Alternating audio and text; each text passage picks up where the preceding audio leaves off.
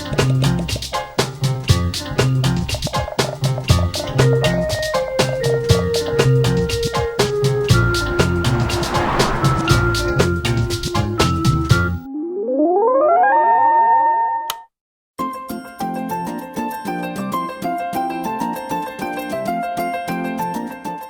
like to talk to you a little bit about the use of grains.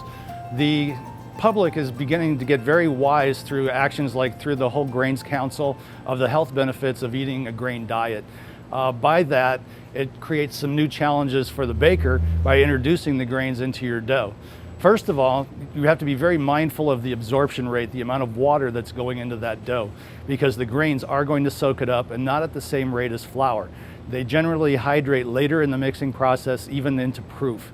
And if you don't have enough available water for those grains to hydrate, you're going to end up with a very, very dry product, perhaps to the point where it'll just completely crumble when the consumer goes to make the sandwich out of it. Okay, looking at the grains that we have here in front of us, we have some cut oats, which are going to hydrate pretty readily in the dough system. Over here, these are oat groats. So these are the oats that have not been flattened yet into the other oats. They're a little harder to hydrate, but they will hydrate within the dough system later in the process. We move over here to kibbled wheat, and the kibbled wheat will hydrate, and again, it's a slow acting because you've got some larger particulates inside of here, so it's going to take a while. Moving over into sunflower seeds, these really aren't going to take up any water. They are what they are.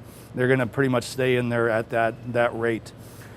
Chopped rye is another one that's going to hydrate very slowly and can dry your product out if you don't have enough available water. We have barley flakes, which again will hydrate, but it's going to take a while. Then you have one of my favorites, bran. It hydrates fairly quickly, continues to hydrate for a fairly long time, and holds many, many times its weight in water. So be careful when you're working with wheat bran inside of your doughs, because you are going to have to make sure that it gets its water, or else you're going to end up with dry product.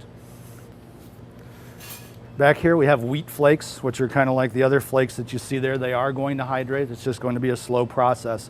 The way that this is going to show up in your bakery if you don't have enough water is once you get it out of the mixer and you have it sitting on your bench as you're getting ready to process it, it's going to continue to get drier and drier. It's going to get harder and harder to work with. And at that point, you know that you did not have the proper amount of water in your mix.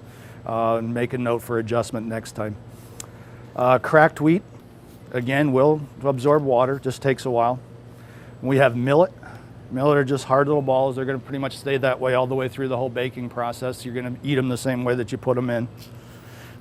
And then lastly, we have flaxseed, which is pretty much the same as the millet. It's not really going to take up much water. It's just going to be an inclusion. The other thing that plays into using grains in your product is that it has an effect on dough strength. Through the inclusion of it, you're basically diluting the proteins, the gluten that is inside of your flour, by putting in things that are non-gluten forming. So really you're burdening the gluten inside of the loaf of bread. Additionally, what you have to be aware of is that because of some of these hard particulates that are inside of there that are going to be hydrating late, these can actually be detrimental to the formation of the gluten matrix, the part that actually gives strength to the bread. So what you've got is you have hard items in there that as these gluten strands are coming together, it's actually coming through and shearing them. One of the ways that you can combat that is to mix longer and slow speed to give time for everything to catch up to the flour as far as hydration rates. That will help in maintaining the gluten matrix inside of that dough. The other thing that you can do is the addition of additional proteins in the form of vital wheat gluten. Vital wheat gluten provides an extra web of strength that is going to help carry these grains through the proofing and baking process.